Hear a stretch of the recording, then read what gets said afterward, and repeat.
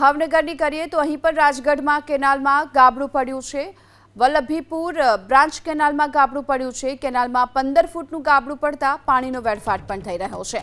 જાણકારી છતાં પણ પ્રશાસનની ટીમ ન આવ્યાનો પણ આરોપ લાગ્યો છે અને ખેડૂતો હાલ કેનાલનું તાત્કાલિક સમારકામ કરાવવામાં આવે તેવી હાલ માંગ પણ કરી રહ્યા છે।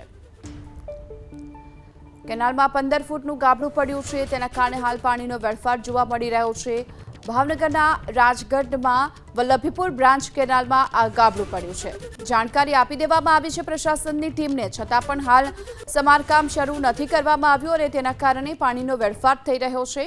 ત્યારે હાલ માંગ થઈ રહી છે કે ઝડપથી આ જે ગાબડું પડ્યું છે તેનું સમારકામ કરાવવામાં આવે અને આ પાણીનો વેડફાટ જે થઈ રહ્યો છે એ વેડફાટ ન થાય તેની તકેદારી પણ રાખવામાં આવે, પરંતુ અધિકારીઓ તરફથી હાલ કોઈ પણ જાતની કામગીરી કરવામાં નથી આવી રહી।